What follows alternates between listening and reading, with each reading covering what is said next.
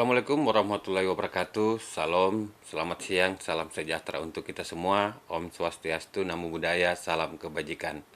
Tribuners, kita bertemu lagi dalam acara Tribun Podcast. Saya Jumadi Mapangandro, pemimpin redaksi Tribun Manado. Siang ini kedatangan tamu sangat spesial, penjabat Bupati Kabupaten Kepulauan Sangihe, Ibu Dr. Rini Tamuntuan. Selamat siang, Bu Dok. Selamat siang. Iya. Selamat baku dapat lagi. Ini Baik. selama setahun menjabat Bupati Kepulauan Sangihe, Bu ya. Sangihe, Penjabat di sana.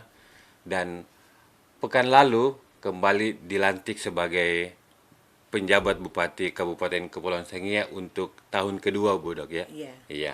Kita akan banyak berbincang tentang apa yang sudah dilakukan oleh Ibu penjabat Bupati selama memimpin Kabupaten Kepulauan Sangihe, dan apa yang rencana yang akan dilakukan, dan prestasi-prestasi apa sih yang sudah dilakukan selama setahun memimpin Kabupaten Kepulauan Sangihe. Bu Bupati, apa yang sudah dilakukan oleh Ibu Dokter selama 1 tahun memimpin Kabupaten Kepulauan Sangihe? Silakan, Oke, Dok. baik. Selamat siang Siang, para Bu Dokter. Tribuners. Iya. Selamat siang juga, Pak. Jadi terima kasih untuk waktu yang telah diberikan oleh Tribun Iya. pada saya pada hari ini. Iya.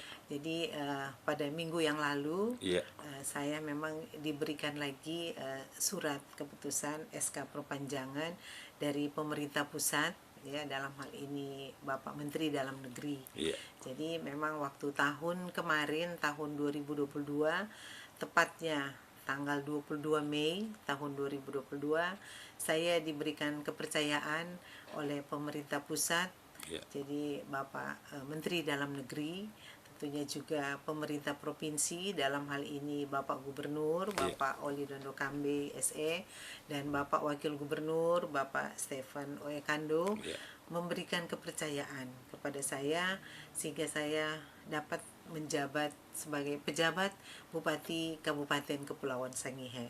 Dan itu sudah saya laksanakan selama setahun, dan kemarin pada tanggal 23 Mei tahun 2023 saya diberikan lagi SK perpanjangan selama setahun ke depan, karena kami diberikan kepercayaan SK itu 1 tahun. Kemudian ini syukur dan saya berterima kasih karena ternyata saya masih diberikan kepercayaan untuk menjabat lagi sebagai pejabat Bupati Kabupaten Kepulauan Sangihe untuk 1 tahun ke depan. Nah, setahun yang lalu kan sudah 1 tahun ini menjabat. Iya. Apa saja yang sudah dilakukan, Bupati? Iya, memang sejak saya menjabat sebagai pejabat Bupati Kabupaten Kepulauan Sangihe sejak tanggal 22 Mei tahun 2022, memang sudah banyak hal yang saya lakukan. Jadi mulai dari aspek, jadi ada 3 aspek ya. Jadi aspek pemerintahan, aspek pembangunan, dan juga tentunya aspek kemasyarakatan ya. Dari sisi aspek pemerintahan, jadi baik dari beberapa dinas yang terkait ya, jadi peningkatan di bidang kesehatan, kemudian juga bidang pendidikan, dan bidang infrastruktur ya. Kemudian seperti di bidang kesehatan, tentunya ada beberapa pembangunan ya.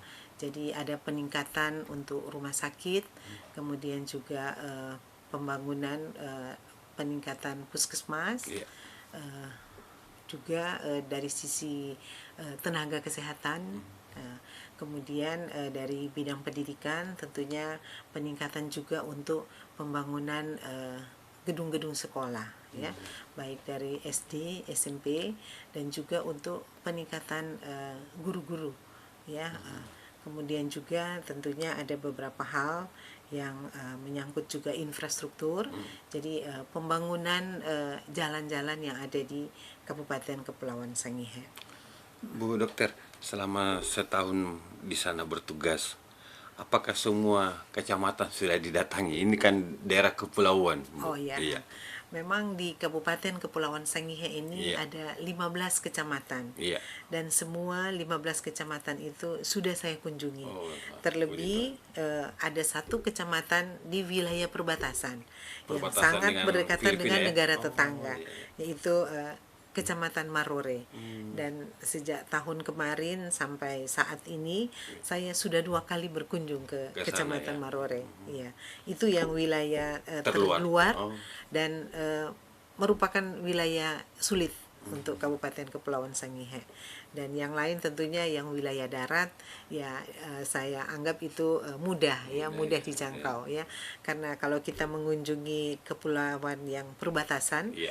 yaitu Kecamatan Marore, tentunya kita harus melihat situasi dan kondisi ya, karena sering terjadi gelombang tinggi di sana. Oh. Jadi tidak bisa setiap saat kita Bisa ke sana. langsung Oh. karena kita juga harus melihat cuaca Cuaca, iya, tentunya iya, ya.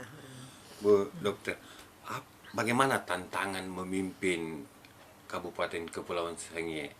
Ini kan beda kalau menjabat di daratan dengan daerah yang banyak pulau ini. Iya, memang sejak saya menjabat dipercayakan sebagai pejabat Bupati Kepulauan Sangihe, awalnya memang agak sedikit khawatir ya, agak sedikit ragu ya, karena tentunya tantangan berbeda. Iya. Saya memang jarang sebelum ini ya, sebelum saya menjabat sebagai pejabat Penjabat Bupati bupati, Kepulauan Sangihe, saya lebih banyak bertugas di wilayah daratan. Iya. Jadi terus terang tentunya tantangan itu cukup besar buat saya ya, karena ini mau menghadapi wilayah kepulauan. Betul. Dan Kabupaten Kepulauan Sangihe ini ada 150 pulau. Jadi ada 26 yang berpenghuni dan ada 79 yang tidak berpenghuni. Dan ini memang ada di wilayah-wilayah juga, pulau-pulau ini terluar ya. Seperti contoh yang wilayah perbatasan Marore, itu Kecamatan Marore itu.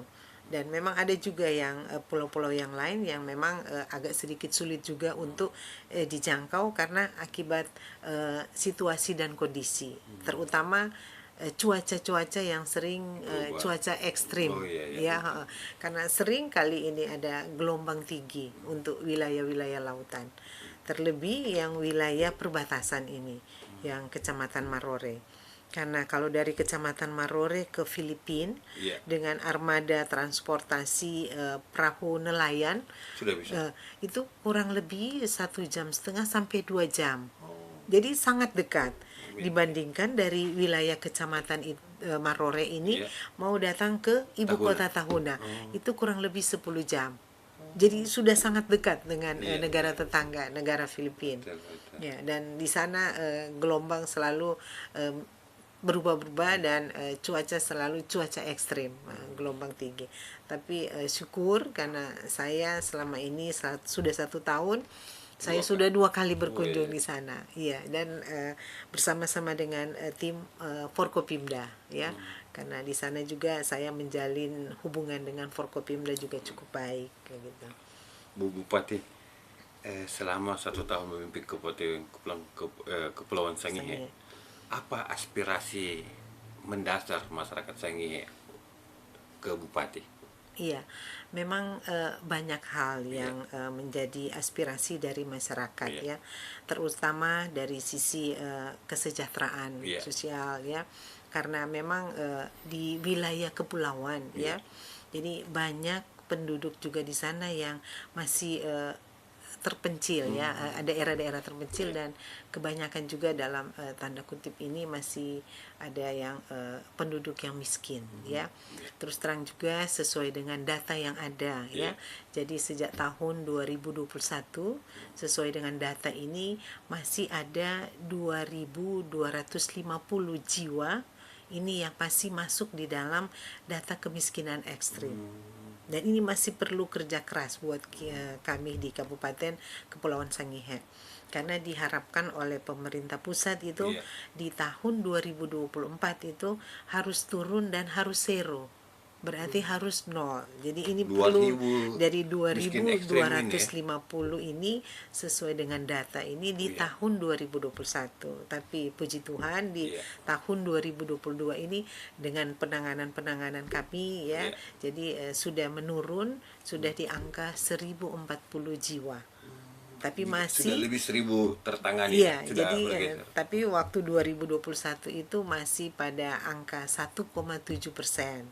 Dan setelah turun jadi 1040 jiwa masih pada angka 0,7%. Berarti masih perlu kerja keras lagi kita karena harus di angka zero untuk tahun 2024. Dan ini tentunya kita akan menangani ini bukan hanya parsial. Jadi kita harus keroyokan dari berbagai bidang tentunya ya. Jadi nah ini yang tentunya masih cukup untuk menjadi juga tantangan karena memang wilayah kepulauan, wilayah terpencil karena kami masuk 3T dan wilayah perbatasan. Terpencil, terluar, tertinggal dan wilayah perbatasan. Jadi ini yang harus perlu sementara kan pemerintah pusat sedang meningkatkan semua di wilayah perbatasan. Jadi untuk itu tentunya kami selalu berkonsultasi ya dengan pihak pemerintah pusat, pihak kementerian lembaga yang terkait supaya kami bisa mendapatkan bantuan karena kalau kami hanya berpikir untuk anggaran APBD ya tentunya masih sangat minim kan untuk APBD kami. Jadi tentunya kami harus rajin-rajin berkonsultasi dengan pemerintah pusat supaya bisa mendatangkan anggaran untuk pembangunan di wilayah Kabupaten Kepulauan Sangihe. Selama ini apa saja yang sudah dibantu pemerintah pusat setelah melakukan lobby-lobby ke pusat itu, Bu? Oh ya, jadi saat ini juga memang kalau anggaran dari pemerintah pusat karena tahun kemarin saya sudah melakukan istilahnya audiens dengan kementerian terkait. Jadi baru mulai tahun 2023 ini untuk pembangunan. Jadi baik pembangunan jalan, kemudian juga ada dari Kementerian Kesehatan akan membantu kami untuk peningkatan rumah sakit, juga alat-alat yang ada di rumah sakit karena mengingat wilayah kami wilayah perbatasan dengan pulau-pulau yang cukup banyak ya. Jadi untuk penanganan pasien-pasien darurat, bayangkan kalau dari wilayah perbatasan mau dirujuk ke ibu kota Tahuna kan 10 jam naik kapal itu ya. Iya, naik kapal ini transportasi nelayan ya. Kemudian dari ibu kota Tahuna, kalau penanganan juga tidak tuntas kan di kabupaten, tentunya kita harus segera merujuk ke pemerintah provinsi kan dalam hal ini ya di Manado, Rumah Sakit Prof Kando ya. Jadi ini perjalanannya kan cukup panjang ya. Nah, jadi memakan waktu yang cukup lama ya. Kemungkinan ya kalau dalam keadaan darurat ya pasien-pasien ada kebanyakan juga yang tidak tertolong ya, jadi belum dirujuk ke Manado sudah ya istilahnya sudah selesai di perjalanan di tingkat kabupaten. Nah ini tentunya yang kami harapkan dari pemerintah pusat untuk meningkatkan penanganan dari sisi kesehatan. Jadi kami juga sudah berupaya ke Kementerian Kesehatan dan memang sudah bertemu langsung dengan Pak Menteri pada waktu kami audiens kemarin. Jadi dari pemerintah pusat dalam hal ini Pak Menteri juga siap untuk membantu karena ini di wilayah perbatasan kami dan termasuk 3T, daerah 3T. Jadi syukur juga itu bisa terbantu. Kemudian juga dari pendidikan kami juga diberikan bantuan untuk peningkatan sekolah-sekolah dari SD, SMP dan kemudian juga untuk pariwisata. Jadi karena di wilayah Kabupaten Kepulauan Sangihe ini 93% luas wilayah ini kan laut. Jadi tentunya potensi yang ada di laut ini baik daerahnya memang cukup bagus ya, apalagi di Kabupaten Kepulauan Sangihe ini ada gunung api bawah laut. Dan memang sangat bagus ini alam di bawah laut ini ya. Jadi kami juga audiens dengan Pak Menteri Pariwisata langsung. Jadi kami menampilkan semua potensi alam yang ada di Kabupaten Kepulauan Sangihe dan memang yang kami usulkan juga untuk Karena kalau kami mendatangkan wisatawan dari Iya. luar kan, tentunya mereka sangat berkeinginan berkunjung ke desa-desa wisata yang ada di kabupaten. Betul. Sementara untuk tempat tinggal misalnya hotel Iya. sudah cukup bagus juga, sudah ada satu hotel yang representatif. Kemudian kalau di desa-desa, Iya. nah, kami berharap dari pemerintah pusat untuk dapat membangun homestay. Jadi kami bisa membawa ini para turis ya, para wisatawan ini ke desa-desa wisata di mana mereka ada kan banyak yang mungkin suka snorkeling ya, diving, karena alam wilayah di bawah laut ini sangat bagus untuk Kabupaten Kepulauan Sangihe. Dan itu sudah Ya. diketahui oleh masyarakat dunia, banyak penyelam berkeinginan ke Iya, sana. iya, Nah, karena tahun kemarin juga kami di tahun 2022 iya. dari pihak Kejaksaan Negeri Iya. membuat satu kegiatan, jadi pertandingan underwater fotografi, Oh, dan iya, tentunya hasilnya sangat memuaskan. Dan yang hadir pada waktu itu yang mengikuti turnamen itu cukup banyak pendatang Dari luar. dari luar, Oh, iya, iya. begitu. Nah, kembali ke tadi soal tugasnya Ibu Bupati untuk menurunkan angka kemiskinan ekstrim. Iya. Apa saja yang dilakukan oleh Bupati untuk lebih menurunkan lagi sampai zero itu, Dok? Iya, heeh. Jadi memang banyak hal yang kami lakukan.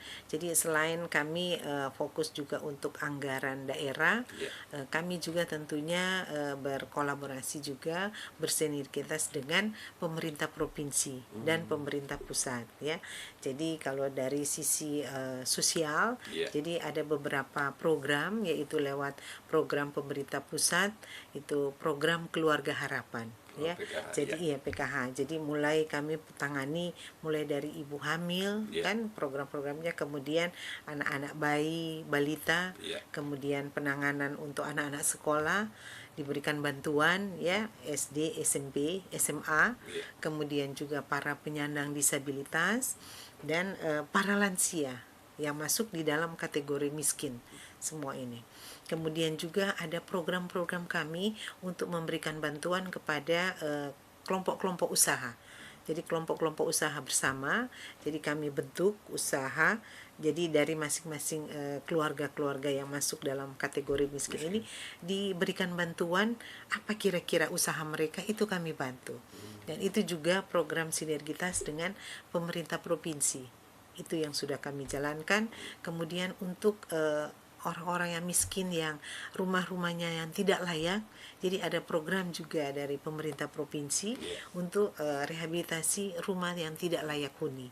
Jadi diberikan bantuan karena program dari Bapak Gubernur, Iya. Bapak Oli Dondo Kambe ini cukup menyentuh untuk masyarakat miskin. Dan ini tentunya memang membantu untuk masyarakat miskin karena lebih banyak untuk indikator kemiskinan itu ada di tingkat rumah.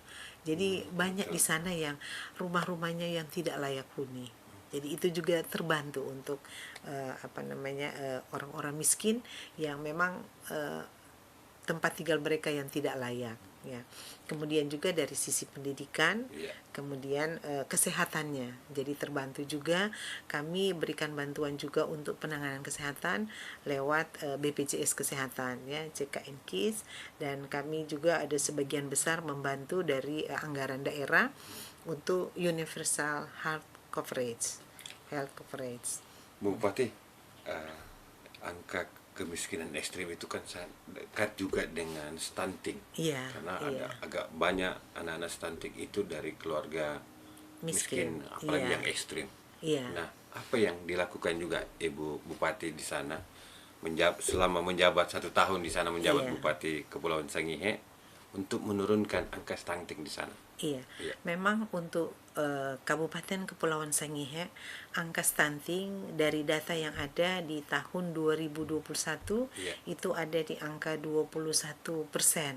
Ya, kemudian di tahun 2022 syukur dengan penanganan kami Iya. dengan aksi 8 konvergensi itu sudah menurun sampai di angka 18%. Namun diharapkan oleh pemerintah pusat di tahun 2024 Iya. ya, di tahun 2024 itu harus di bawah dari 14%. Jadi memang untuk tahun 2023 ini kami menargetkan bisa turun dari 18% menjadi angka 15%. Walaupun memang perlu kerja keras. Iya. Jadi memang ini kerja nggak boleh hanya untuk kerja dari dinas Tertentu kependudukan saja. atau dinas kesehatan. Ya ini nggak bisa seperti itu. Gotong Jadi royong harus keroyokan, Keroyokan, istilahnya ya. keroyokan. Jadi harus terlibat dinas ketahanan pangan, ya, Iya, iya. pertanian, perikanan, ya, Ini tugas bersama ini. Dukcapil, iya, semua ini harus B3A karena memang stunting itu kan berarti pertumbuhan yang Ya, lambat, betul. ya, pertumbuhan yang lambat. Apakah itu akibat penyakit yang kronis Iya. atau juga Gizi. akibat asupan gizi yang kurang, ya.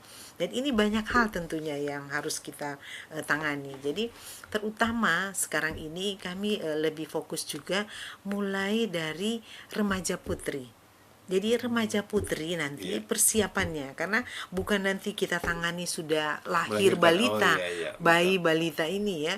Jadi mulai dari remaja putri sudah harus kita kasih intervensi Pengetahuan, apa iya, iya. gitu. Jadi mulai dari persiapan remaja putri kita berikan tablet tambah darah supaya dalam waktu mereka nanti masuk usia pernikahan, ya. Iya. Jadi mereka siap dengan perkawinan dan yang pasti mereka akan menjadi seorang ibu kan kalau sudah Menikah, kawin iya. menikah pasti mereka akan siap menjadi seorang ibu. Nah mulai dari situ juga jadi kita harus memperhatikan untuk persiapan kehamilan dari remaja putri ini kalau dia sudah menikah, ya. Nah sekarang ini juga yang harus kita perhatikan.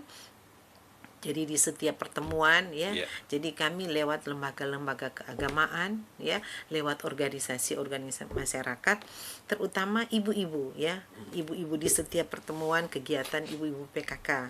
Jadi kami menyampaikan supaya memberikan perhatian kepada putri-putri remaja, ya, supaya karena sekarang ini juga banyak kasus-kasus yang belum menikah sudah hamil.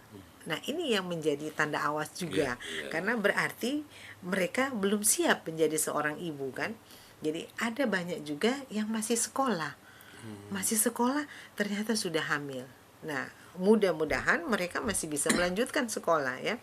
Karena kebanyakan ya sudah putus sekolah karena sudah lebih mengarah ke untuk menjaga anak. Tapi Iya. banyak juga yang mereka tidak memelihara anak ini dengan baik, tapi mereka memberikan kepada orang tua mereka.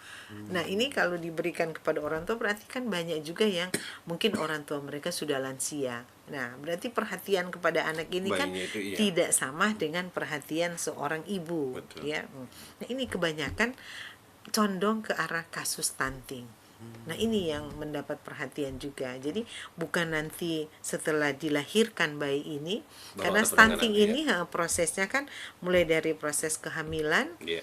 kemudian pada waktu dilahirkan sampai 1000 hari pertama kelahiran. Nah ini waktu yang sangat rawan, ya, yang sangat rawan untuk seorang bayi ini bisa masuk di dalam kasus stunting.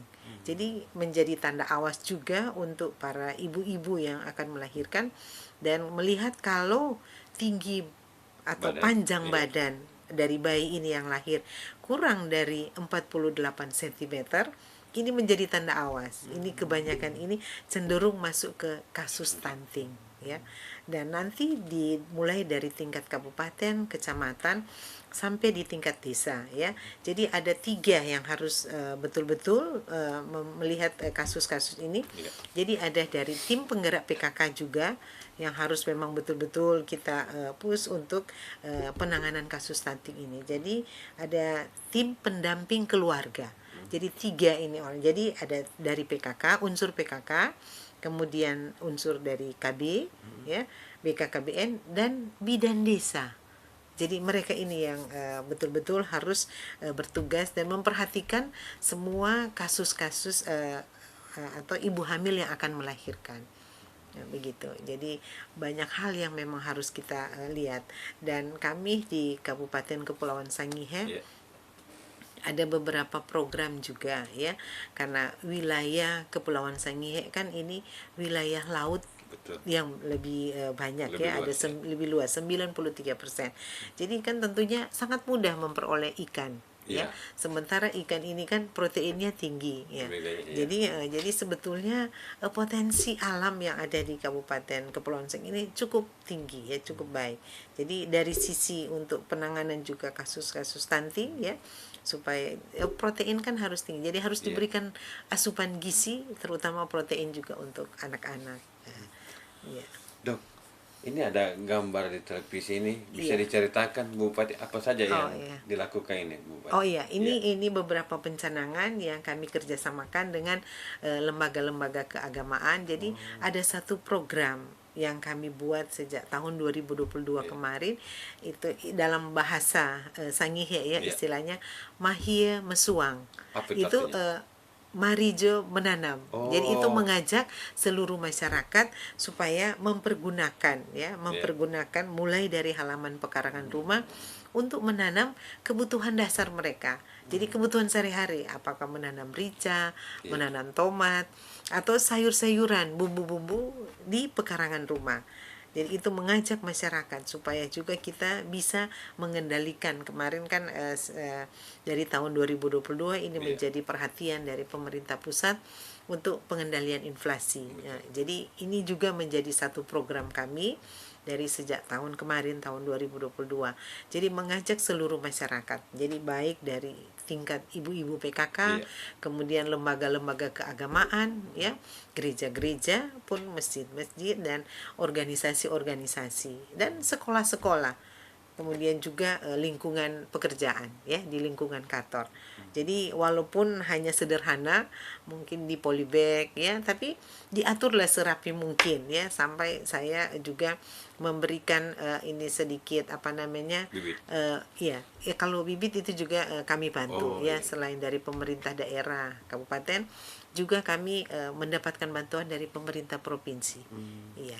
Jadi bibit rica, bibit tomat ya, sayur-sayuran, jadi cukup bermanfaat untuk masyarakat. Jadi itu yang kami tingkatkan juga kegiatan-kegiatan seperti itu. Iya.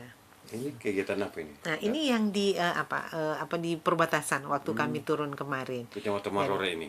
Iya, ini di Kecamatan Marore. Iya. Nah, ini waktu kami mendapatkan memecahkan rekor muri Masamper di Apa yang tahun dilakukan 2022.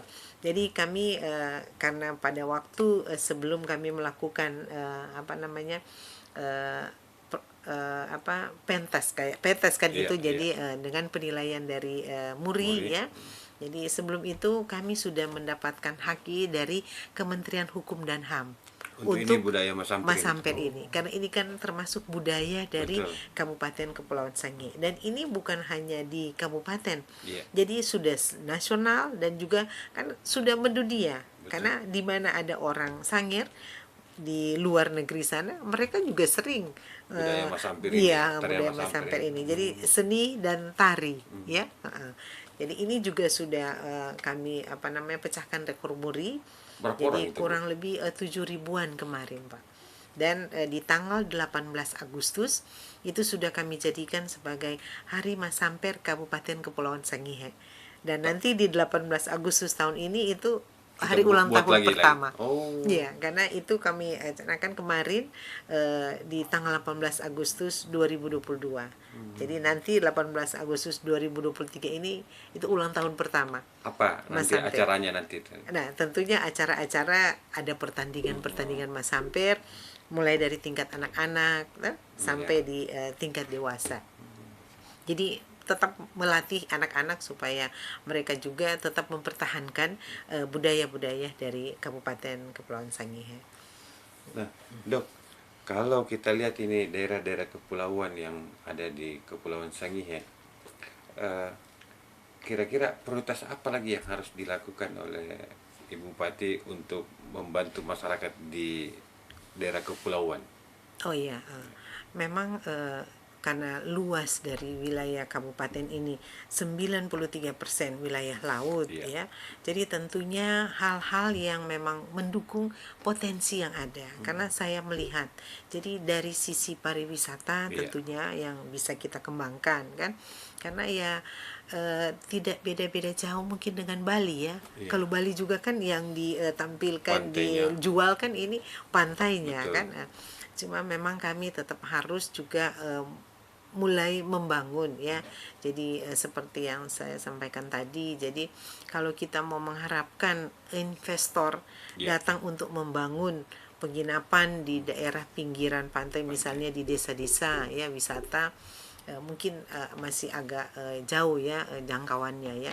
Jadi saya berusaha untuk meminta bantuan ke Kementerian WDT jadi untuk dapat membangun homestay.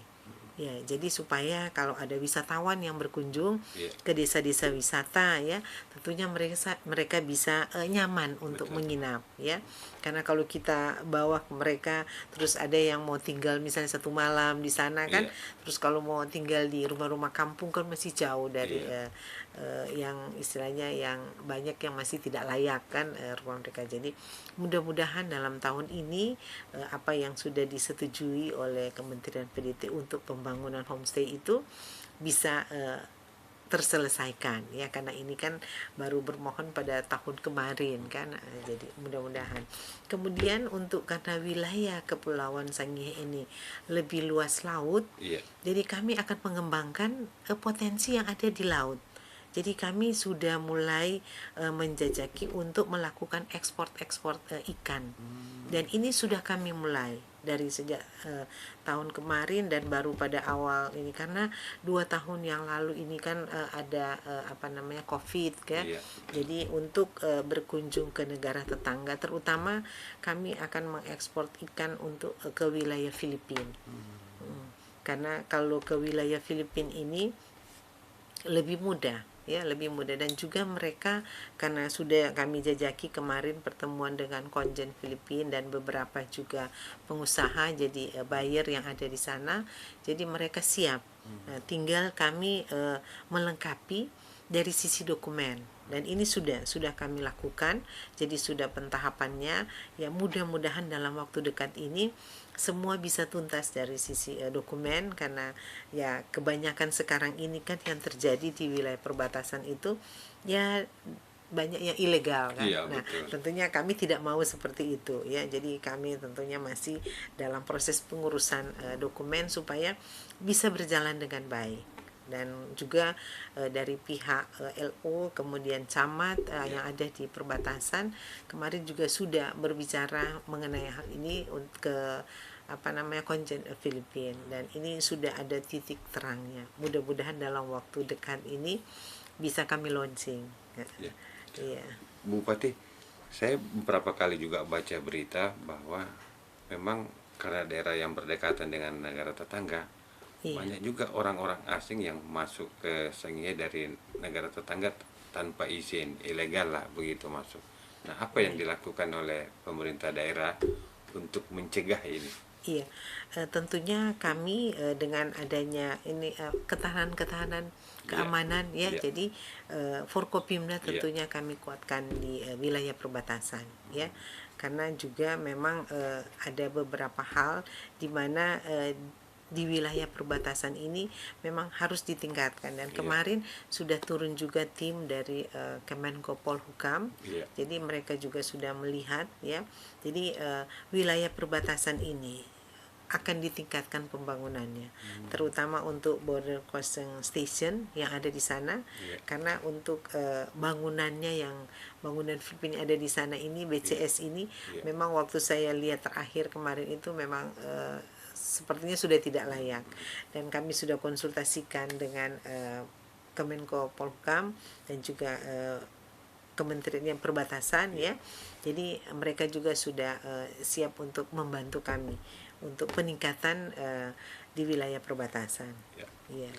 Bupati, ini juga waktu kami ke sana kami dengar bahwa masyarakat di sana sangat membutuhkan sekali maksimalnya jaringan internet, karena masih ada beberapa daerah yang blank spot di sana. Iya. Apa yang dilakukan oleh pemerintah daerah untuk jaringan internet ini makin bisa dirasakan semua wilayah Kepulauan Sangihe? Iya, memang di wilayah Kabupaten Kepulauan Sangihe masih banyak daerah-daerah titik yang blank spot. Tahun kemarin kami sudah berupaya, ya, sudah berupaya bekerja sama dengan apa namanya program Penyedia platform, bakti, kemudian juga untuk saat ini juga dengan pihak Telkomsel, ya, tapi mereka masih sementara untuk penjajakan ke kabupaten. Tapi ini sudah kami upayakan dari tahun kemarin ini. Jadi sudah mulai ada yang terbangun. Jadi kerjasama dengan pihak Telkomsel, ya. Jadi di wilayah pusat ibu kota kabupaten dan ada beberapa yang wilayah sekitarnya, kecamatan yang dekat dengan ibu kota. Namun memang yang ada di pulau-pulau terluar ini yang masih membutuhkan waktu untuk penyelesaian. Ya. Udah. Nah tadi soal bicara desa wisata. Iya. Sekarang di Sengih sudah berapa banyak desa wisata yang dikembangkan oleh pemerintah daerah? Iya, yang ada sekarang yang sesuai dengan SK Peraturan Bupati ini sudah ada 21 desa wisata. Dan ada satu desa yang sudah disetujui untuk pembangunan homestay ini, itu adalah Desa Paralele. Di mana itu? Itu di Kecamatan Tatoaren. Desa Paralele. Dan memang di situ cukup bagus. Kalau Cukup dari Tahuna bagus. ke lokasi itu? Kalau dari ibu kota Tahuna ke lokasi situ bisa dengan armada ini apa kapal cepat yang biasa dari Manado ke Sitaro, tapi juga bisa langsung ke Tahuna, atau dengan kapal nelayan juga kurang lebih hampir 2 jam. Iya, jadi tidak terlalu ini juga jauh. Apa yang daya tariknya di sana, Ibu Bupati? Ini apa namanya pemandangan alamnya, terus bawah lautnya ini bagus sekali. Kemudian yang tidak terlalu jauh juga dari situ yang ada gunung api bawah laut. Oh di situ ya? Ya, gunung api bawah laut ini sangat bagus, ini pemandangan alamnya di bawah. Iya. Jadi Itu. cocok untuk diving di sana. Ya, itu biasanya dan pemandangan terus pinggiran pantai, pasirnya pasir putih yang sangat halus seperti tepung gitu. Iya, Jadi orang suka duduk-duduk di pinggir pantai, duduk di pasir, ya. Iya. Dan tidak ada ini apa namanya karang. Ya, jadi bagus pemandangan laut. Dan kalau orang mau berenang juga, mau snorkeling, itu juga di situ bagus katanya. Cuman saya sih memang belum pernah turun ke bawah menyelam. Iya, belum pernah. Bupati, kan selain penjabat Bupati Kepulauan Sangihe, Ibu Dokter juga menjabat saat ini Kepala Dinas Sosial. Iya, iya. Nah, bagaimana Ibu Dokter membagi waktu sebagai Kepala Dinas dan sebagai penjabat Bupati, dan dua-duanya jalan ini? Oh iya. Iya. Memang saya dipercayakan sebagai pejabat bupati di Kabupaten Kepulauan Sangihe itu karena saya definitif di Dinas Sosial daerah Provinsi Sulawesi Utara. Karena itu memang sesuai dengan aturan, ya. Jadi yang definitif, jadi eselon 2 di provinsi itu yang menjabat, dipercayakan menjabat bupati. Yang kosong, ya. Jadi untuk saat ini tentunya memang ada sedikit apa namanya istilahnya tantangan juga buat saya, karena ini kan wilayah laut ini, Kabupaten Kepulauan Sangihe, ya. Tapi saya membagi waktu dan juga saya dibantu oleh sekretaris dinas di provinsi. Jadi ada sekretaris kalau memang saya tidak berada di tempat di kantor, tentunya ada beberapa hal yang diambil alih oleh ibu sekretaris, ya. Kebetulan ibu sekretaris dinas saya itu istrinya Ibu Wakil Wali Kota Manado. Istrinya Pak Dr. Richard Sualang, iya. Jadi selalu ada komunikasi, dan hampir setiap minggu tentunya saya tetap menyiapkan waktu untuk selain tugas-tugas saya sebagai pejabat bupati di Kabupaten Kepulauan Sangihe, tentunya saya juga harus menyiapkan waktu seminggu atau sampai 2 minggu itu ada di Manado, ya. Nah, Ibu Bupati juga kan selain bertugas kadis sosial, juga sebagai penjabat Bupati Kepulauan Sangihe, juga sebagai ketua istri anggota DPRD Sulut. Nah, ini tugasnya berat-berat semua.